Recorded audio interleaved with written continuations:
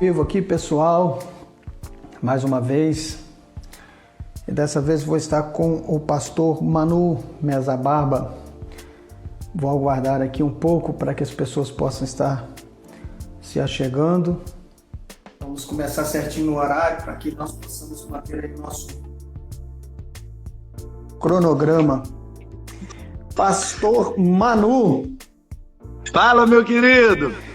Boa noite. Tá dando um reverb aí, vou diminuir um pouco o volume aqui. Tá, o meu tá legal. Pra mim tá tranquilo também. Este símbolo aí em cima da sua cabeça, agora ficou bonito esse símbolo aí, ficou Cara, legal. isso é a pomba, né, brother? É o Espírito de Deus.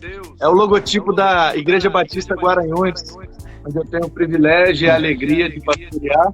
Eu tô aqui no estúdio, mostrar pra vocês aí. Elas estão se escondendo aqui, ó. Ó, tá cheio de gente aqui. Ministério Infantil, tá vendo aí, ó? Nós estamos aqui no estúdio fazendo a gravação do Ministério Infantil. Parei a gravação para fazer a live, vou continuar e vamos que vamos. E você pode estar com a gente até aqui que horas? Ah, rapaz, a hora que você puder me liberar, eu te agradeço. 10 horas? E eu quero te pedir desde já autorização para gravar essa live e jogar no YouTube, pode ser? À vontade, no meu canal? Tudo nosso. Ok, então vou começar do começo. Tá me ouvindo? Tô sim, pode mandar ver. Ah, beleza. Eu queria saber de você como é que tá aí em Vila Velha, rapaz. Essa questão toda aí da pandemia, a princípio, que você pudesse nos dar um feedback aí, de como tem sido aí a lida aí em Vila Velha. Cara, aqui, por ser capital, né? Vila Velha tá na Grande Vitória, tá do lado. E a Grande Vitória, no Espírito Santo, é o lugar com mais ocorrências, né? Mais casos, mais mortes. Mas aqui, no lugar onde a gente mora, aqui em Guaranhuns, na nossa igreja, por exemplo, não tivemos nenhum caso, nenhuma contaminação, graças a Deus, nenhuma morte, nada. A nossa comunidade aqui não foi afetada, não, graças a Deus. Mas na cidade, os números são mais ou menos altos, né? Mas não é muito como Rio, São Paulo, Minas, não. Aqui em Porciúncula está proporcionalmente alto, porque uma cidade de 19 mil habitantes, né, no total, aproximadamente, contando os distritos, né, nós temos aqui 36 casos confirmados, então é um número assim, né? Eu estou vindo de Ponte Nova, cheguei de Ponte Nova hoje, fui visitar meu pai, minha mãe, meu irmão. Meu pai está numa crise de ansiedade, eu tive que dar um corre lá. E para lá tá tendo barreira fiscal, rapaz, sanitária, e o negócio tá tenso, né? Hoje eu fui até escoltado, né? Porque o pessoal escolta a galera que tá saindo para não entrar em Viçosa, e eles levam até lá no Trevo, onde tem outra barreira para ninguém entrar dentro da cidade, sem autorização, no caso, né? Então tá desse jeito. Isso? O negócio lá tá desse jeito. Ô, pastor Manu, qual a leitura que você faz para este tempo? Cara, é um tempo, né, de desafio, é um tempo de mudanças, é um tempo de quebrar alguns paradigmas. Na verdade, para você, eu estou gostando. Assim, né, claro, que a gente sente pelas mortes, pelas perdas, né, pelos prejuízos, pelo distanciamento, mas estou gostando no sentido de que essa pandemia nos impulsionou de uma vez por todas para usar as ferramentas virtuais, entendeu? Eu acho que são muito importantes e que a igreja, principalmente a parte mais histórica da igreja, a igreja mais clássica, mais antiga, as igrejas mais históricas estavam ainda relutantes para entrar de uma vez por todas e usar essa ferramenta. E outras vertentes da igreja, do cristianismo, já tinham entraram com força total, há muito tempo estavam usando as mídias para expandir, enfim. Então, acho que era o que faltava, era o empurrãozinho que faltava para a gente, de uma vez por todas, quebrar esse paradigma de que só vale o que é físico, só vale o que é presencial. Não, eu estou aqui, né, mais de 400 quilômetros, não, uns 300 e poucos quilômetros de distância de você, e a gente está conversando, e essa conversa vai ser gravada, e o conteúdo que está sendo gerado aqui é válido. Apesar de não ser presencial, de não ser físico o contato, é um conteúdo válido, sim. Então a gente estava desperdiçando essas ferramentas, não estava aproveitando ao máximo. E eu já vinha lutando, nadando contra a maré para tentar usar. E aí a pandemia veio para dar um empurrãozinho que precisava. O fato é que, se a gente for pensar de forma escatológica, pelo menos eu penso assim, a mensagem do Evangelho, ela está se propagando neste tempo de uma forma avassaladora, né? Graças a Deus por isso, pelo menos na minha ideia, na minha perspectiva, dentro daquilo que eu penso, que talvez seja o tempo que nós estejamos produzindo mais virtualmente, né? Eu acredito, sem sombra de dúvida, que seja esse tempo que nós estejamos produzindo, porque todo mundo teve que produzir agora, de certa forma, em massa, né? Ô Fábio, eu assim entendo a sua fala, compreendo a sua opinião, mas eu sou da opinião que quem consome o nosso conteúdo na internet não são os incrédulos, não são os não crentes, entendeu? O nosso conteúdo na internet ele é mais para edificação do que para evangelização. A gente não tem pessoas incrédulas que de repente abrem o YouTube atrás de uma mensagem para assistir um versículo bíblico, uma pregação, não tem isso. Não tem. O máximo que vai acontecer é que um amigo, porque a evangelização nos nossos dias, ela se dá pelo relacionamento. Ou a gente convive com as pessoas para atraí-las ao nosso estilo de vida baseado em Cristo, ou então nós não vamos alcançá-las. Então, assim, existe sim uma parte pequena, na minha leitura, uma pequena porcentagem de pessoas que podem ser alcançadas pelo conteúdo que a gente está fazendo. Mas, na minha leitura, mais de 90%, pelo menos, dos consumidores, entre aspas, do nosso conteúdo é um povo que já é crente, que está em busca de edificação e não de evangelização. A evangelização, ela se dá no relacionamento, no convívio, e aí a partir do convívio, ganhando a confiança, ganhando o direito de ser ouvido por aquela pessoa, então a gente, com a liberdade, a gente envia o link, a gente compartilha um videozinho, e aí a pessoa, sabe assim, eu convivo com uma pessoa, estou me relacionando com ela, intencionalmente, com a intenção de ganhá-la para Jesus, e aí ela abre o coração e fala para mim que está com um problema no casamento. Aí eu vou e compartilho uma mensagem, um vídeo, alguma coisa que fale sobre matrimônio, sobre casamento, sobre família, sobre os desafios desse tempo com relação a esse problema que a pessoa está vivendo. Aí a pessoa vai acessar o conteúdo, mas já vai direcionado, entendeu? Eu não acredito que as pessoas entram na internet para stalkear as igrejas, os pastores, para consumir o conteúdo cristão que está sendo produzido. Acho isso muito difícil de acontecer. Eu concordo com você. Inclusive, eu estava até conversando com a minha esposa sobre isso. Que, na verdade, se alguém tivesse essa curiosidade, dificilmente ela ouviria o Fábio. Ela iria para uma grande rede, né, onde ela teria um maior acesso, digamos assim, os ministérios de maior potencial nessa área, vamos dizer assim. Mas quando eu me referi à produção, eu estou me referindo unicamente à produção mesmo, né, que vai ficar um material perpétuo no sentido assim, permanente. De forma passiva, né? A gente vai acabar aumentando a evangelização. Porque edificando mais a igreja, produzindo conteúdos que vai deixar a igreja mais robusta em sua fé, em sua doutrina, mais motivada a fazer discípulos, então a evangelização vai acontecer através do relacionamento. É como se fosse assim, nós vamos produzir o alimento que vai deixar a igreja mais forte para fazer a obra de maneira mais produtiva. Sim, aqui na região nós fazemos parte de uma rede que está ligada ao MIC, o Ministério de Igreja em Células.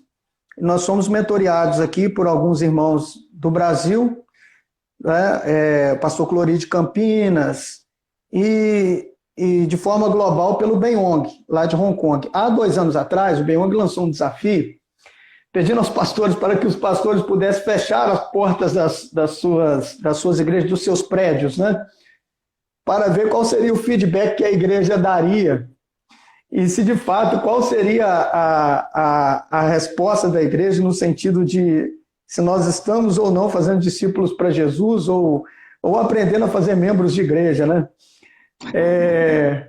Rapaz, na época o pessoal achou a ideia um pouco estranha, pensou ser uma ideia de chinês, mas na verdade agora nós estamos vivendo isso, né? Porque eles viveram isso, na verdade, eles começaram com o movimento de igreja em células, né, de grupo pequeno, seja lá qual for a nomenclatura, por causa da perseguição, outrora, né, na década de 70, 80 na China. Então eles foram meio que empurrados para este movimento de igreja em células e foi na época, o momento pela qual eles conseguiram superar as crises, né, e viver como igreja devido ao relacionamento, porque nos aproxima muito mais.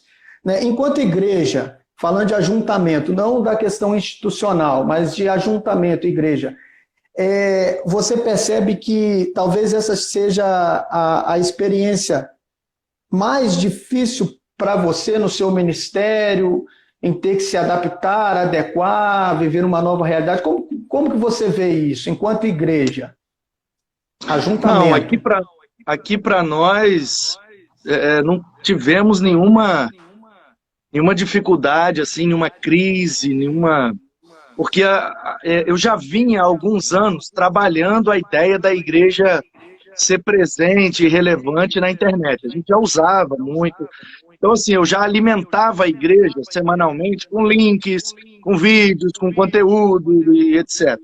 Então, assim, a minha presença com os irmãos na internet, através do WhatsApp, através do Facebook, do Instagram, e seja lá do que for, já era muito forte, entendeu? A nossa comunicação já se dava muito de maneira virtual. E o ajuntamento no templo era mais assim, um congraçamento, uma comunhão, um momento de juntos a gente celebrar e tal, mas assim, já não era uma coisa que era necessidade vital. Se tiver, ótimo, beleza, maravilhoso. Mas se não tiver, entendeu? A gente passou aqui por obras, por reforma. Então a gente fez culto do lado de fora, fez culto no salão social, fez culto com a igreja, sabe, com coisa pendurada, com coisa sem terminar e tal.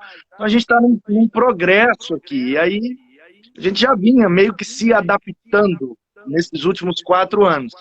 Então não foi difícil. Claro que a gente sente falta, né? Sente falta dos irmãos, sente falta da igreja cheia, do abraço e tudo. Mas, cara, a igreja aqui, na minha realidade, entendeu? Eu sei que tem vários pastores, como presidente dos pastores aqui do Espírito Santo, eu conheço a fundo todas as realidades. Então eu sei que tem muitos pastores passando dificuldade, muitas igrejas em dificuldade. Mas para mim, respondendo de forma individual, pessoal, aqui em Guaranhuns, nós não tivemos dificuldades, nem em questão de participação nos cultos, o pessoal está assistindo pela internet, a gente produz muito conteúdo, então acaba, só não é alimentado quem não quer, e ainda tem várias outras opções. A questão financeira para nós não diminuiu em nada praticamente, a gente continuou com uma obra, voltamos essa semana, estamos fazendo obra, estamos expandindo o patrimônio aqui da igreja e fazendo mais coisas, então assim, a vida seguiu. A única coisa que tirou da nossa rotina e do normal foi o culto de quinta à noite, e que nos reuníamos, né? Não todos, alguns. E no domingo de manhã, EBD, mas nós temos a EBD online, que está tendo uma participação virtual maior do que a física que nós tínhamos, e o culto de domingo à noite, que era o momento mais frequentado, então a gente sente falta, né, de visitantes e tal. Mas isso é compensado porque nós temos muitos visitantes virtuais também. A gente recebe oferta de um monte de gente que não é membro da igreja, mas que acompanha a igreja pela internet, quer ajudar. Então, assim, tá tudo continuando, cara. A igreja continua, a gente está produzindo os conteúdos, os cultos estão sendo feitos, as vidas estão sendo edificadas, vida que segue, vamos embora. Até quando durar, a gente está bem adaptado aqui, tranquilo. Já tem algum prazo, pastor Mano? Aqui não. Aqui ainda não tem prazo, não. não. Alguns pastores estão voltando lentamente, mas nós aqui em Guaranhuns decidimos não voltar, enquanto não puder voltar todos, porque eu acho, minha opinião, entendeu, Fábio? Eu respeito e compreendo quem pensa diferente, mas na minha opinião, esse culto de ajuntamento, na quinta, no domingo, é um culto de comunhão, de celebração, porque não é o culto é nossa vida. O culto sou eu sou a igreja, nós somos a igreja, né? Então, eu já venho quebrando esses paradigmas há muito tempo. De forma que, se o culto é um momento de comunhão, como é que eu vou dizer para um determinado grupo que ele não pode vir? Por exemplo, os idosos. Nós vamos voltar às atividades presenciais, mas os idosos não podem. Então, eu estou privando um grupo, uma parte do corpo, de não frequentar. Isso não é comunhão. Entendeu? Porque um corpo amputado não é um corpo inteiro.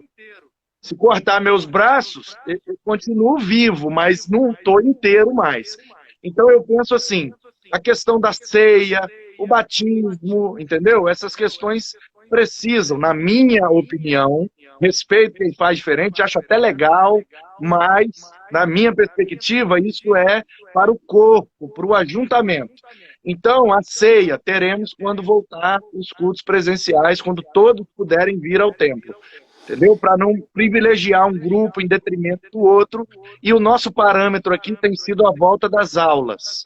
Enquanto não retornarem as aulas, nós não retornaremos com o culto presencial. Porque é a mesma dinâmica de fala, de cantar, entendeu? De se abraçar, de tocar, sentar no mesmo lugar, colocar a mão nos mesmos lugares. Então, a igreja tem uma dinâmica muito parecida com a da escola e diferente do comércio. Eu compreendo que o comércio tem uma dinâmica e a igreja tem outra dinâmica. Então a gente não vai no mercado para ficar abraçando, cantando na orelha do outro. Não é essa a dinâmica. Mas na igreja todo mundo canta. E aí como é que você vai cantar baixinho para não poder cuspir no irmão lá do lado, para não encostar no outro? Coloca 1,5 metro de distância, aí só pode frequentar 30, 40, 50 pessoas. A nossa igreja aqui tem uma frequência de 300, às vezes 350, 400 pessoas em eventos maiores. Como é que eu vou colocar só 30, só 50? Como é que eu vou selecionar? Qual vai ser o parâmetro de quem pode e quem não pode vir, sabe? Então, eu estou achando isso assim, muito complicado de se fazer. Então, vamos aguardar voltarem as aulas e liberar para todo mundo participar, todos os grupos, crianças, idosos, seja lá quem for. Aí a gente volta com um cultão de ceia e volta tudo ao normal e vida que segue. Por enquanto, seguiremos online, seguiremos fazendo o trabalho de forma virtual. Os irmãos que necessitam estão recebendo visitas, cultos, a gente vai do lado de fora, a gente ora, a gente canta. Quem não consegue participar do culto de forma virtual, entregar o dízimo ou dar uma oferta, a comissão de finanças vai na casa dessas pessoas, canta um hino, ora com elas, recebe ali, entendeu? Leva o envelope, elas dizimam, ofertam. Quer dizer, a dinâmica da igreja está acontecendo naturalmente, só não estamos juntos no templo. Ok. É bom ouvir pastores de outras regiões, porque isso traz um pouco de paz para o nosso coração, porque é a mesma realidade. É a mesma realidade e é tudo o que eu penso. Tudo que você disse é o que realmente eu penso e por isso que nós ainda não voltamos. Há uma restrição na nossa cidade. A cidade que eu pastorei tem 1.600 pessoas, não tem nenhum caso. Mas a região está muito contaminada. né? É Antônio Prado que você tá? É Purilândia? Antônio Prado de Minas. Antônio Prado. De Só tem Minas. 1.600 lá? 1.600 habitantes. Ah, então é município. Eu achei que era distrito de Porciúncula.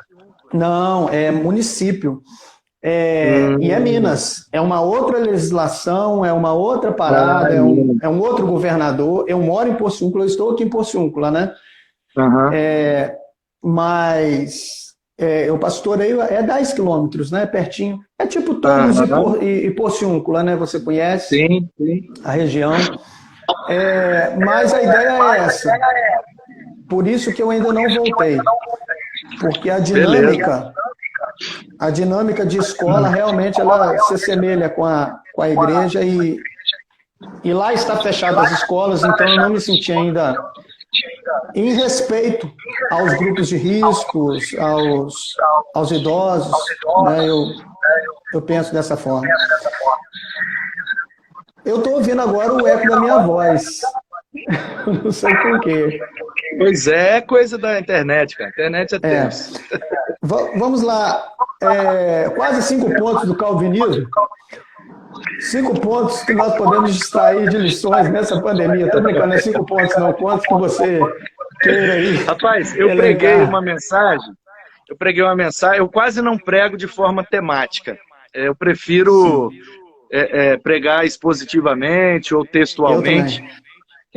Raramente eu prego temático, mas no início, nas primeiras semanas da pandemia, da quarentena, do isolamento social, eu preguei 2 ou 3 sermões, e estão lá no canal da Igreja Batista Guaranhuns, no YouTube, 10 lições do coronavírus, 10 não, acho que foram 12.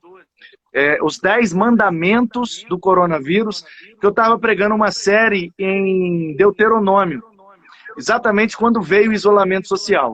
Então eu peguei os 10 mandamentos de Deuteronômio e fiz aplicações, entendeu?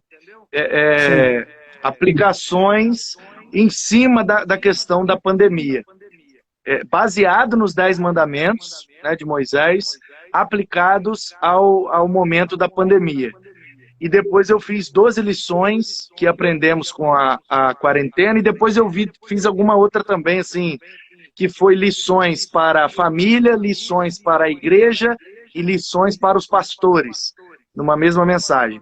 Então, se entrar lá, final do mês de março, no nosso canal, vai achar lá 3 mensagens minhas nesse sentido aí, onde eu falei sobre a questão da presença familiar, sobre aprender a ser igreja, ao invés de frequentar igreja, algumas questões mais basicamente voltadas para a família e para a igreja, nesse sentido espiritual.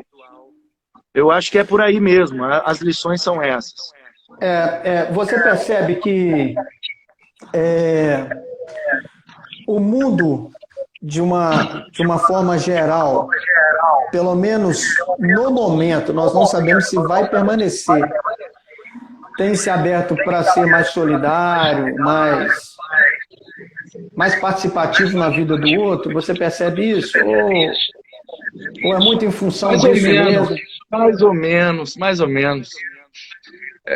Assim, o brasileiro, Fábio, o brasileiro é o seguinte, o brasileiro tem uma memória muito curta, e o brasileiro é muito... não é de ser transformado facilmente, sabe? Mudar uma cultura no Brasil é diferente de mudar uma cultura em outros países. Então, eu penso assim, que quem é dado à solidariedade está fazendo de acordo com a possibilidade da pandemia. Quem não estava nem aí para ninguém, continua nem aí para ninguém, cara. Cada um com sua pandemia, cada um com sua quarentena, entendeu? É igual na igreja, cara. Quem é de participar, quem é de frequentar, quem é de contribuir, está fazendo, do mesmo jeito. Quem não era, é só mais uma desculpa para não fazer, mas já não fazia mesmo. Então, assim, a pandemia não vai mudar o nosso caráter. Só quem tem poder de mudar o nosso caráter é o Espírito Santo de Deus. Então, quem é mentiroso, continua mentiroso na pandemia. Quem é vagabundo, continua vagabundo. Quem é preguiçoso, continua preguiçoso. E quem é espiritual, quem é maduro, quem é generoso, solidário e participativo, também continua, de acordo com as possibilidades da pandemia. Ok. Qual a contribuição, então, que nós podemos dar para a sociedade enquanto igreja? Eu já vou te liberar, tá, Manu? Não vou te prender, não. Beleza. O pessoal está esperando aqui para voltar a gravar o culto infantil. Tá, nós já estamos terminando. É a luta, é isso. Exatamente. Qual a contribuição que nós, como igreja, podemos dar? Cara, a mesma contribuição de sempre. Se a gente for relevante nesse tempo, de alguma forma, ajudando com relação à ação social, distribuindo alimentos, distribuindo máscara, fazendo um trabalho de conscientização, levando esperança para aqueles que estão tendo dificuldade de lidar com a pandemia, é o que a igreja sempre fez e sempre fará, é o nosso papel. Levar esperança para quem não tem, levar fé para quem não tem, levar a presença de Deus, a providência de Deus àqueles que não têm. Continuarmos sendo uma agência do reino e vida que segue. Não muda nada. Okay. Só que ao invés de ter uma presença mais física, será uma presença mais virtual. Mas a missão da igreja, Fábio, ela está definida. É para dentro, edificação. Para fora, evangelização. Está definido. Ide e pregai, ensinando-os a guardar. Então, para fora, evangelizar. Para dentro, edificar, ensinar. Então, a gente continua na mesma missão, com a mesma visão, dando a mesma contribuição, com ferramentas diferentes, com formatos diferentes, mas a missão, a visão é a mesma, não mudou nada. Aqueles que me conhecem aqui na região, que de certa forma me acompanham, eu tenho uma frase que eu já uso há uns 5 anos. Essa frase ficou até marcada na igreja aqui, Batista de Porciúncula, que eu digo o seguinte, que a igreja ela só tem 2 coisas para fazer. Edificar os de dentro e salvar os de fora. Né? Salvar os de fora por meio da pregação do evangelho. A última. Pode ser? Pode mandar. Entrou o Jonathan entrou. O Jonathan é daí, o Jonathan é de Guarapari. Congreguei com ele lá em Ponte Nova. Eu acho que ele te acompanha nas redes, rapaz. Me parece que eu já vi ele comentando alguma coisa nas suas redes. O Jonathan de Guarapari. Deve ser. Excelente músico. Um dos melhores que eu já conheci. Pós-pandemia. A igreja deverá descobrir diferentes caminhos com relação à sua eclesiologia. Nós já falamos um pouco disso, mas de métodos e reinventar os passos a seguir. O que você nos diz? Cara, a minha opinião, tomara que eu esteja errado, de coração, eu desejo estar errado, mas eu continuo pensando que o brasileiro tem a memória muito curta. Passado a pandemia, o povo vai voltar para a praia, o povo vai voltar para as praças, e vai voltar para as igrejas, e daqui a pouco ninguém nem lembra mais disso, vai ser só um fato na memória, entendeu? E vida que segue, o povo vai voltar do mesmo jeito e vai continuar tudo igual. A única coisa que eu acho que vai ficar de mudança definitiva é o uso das ferramentas virtuais para edificação da igreja. Como eu te disse, eu não sou da opinião de que as ferramentas virtuais contribuem para a evangelização. Para mim, a evangelização se dá pelo relacionamento. Pode ser virtual também, mas não é produzindo conteúdo cristão que eu evangelizo. É conversando, batendo um papo, conversando de futebol, conversando de série da Netflix, é fazendo amizade, convivendo com a pessoa, fisicamente ou virtualmente, até ganhar a amizade dela, o respeito dela, o carinho dela. Aí eu entro com o conteúdo de evangelização, convidando para o meu pequeno grupo, convidando para um culto, para um aniversário de um filho, convidando para um, entendeu? E aí a gente alcança essa pessoa pelo relacionamento. Então eu acho que o que vai ficar marcado para a igreja é o uso das ferramentas virtuais para a edificação da igreja, para produzir conteúdo para edificar os crentes, e isso aí eu acho que vai ficar. O restante vai voltar tudo ao normal, daqui a 2 anos a gente nem lembra disso. aqui na nossa região, nós temos uma máxima com relação a essa questão da evangelização.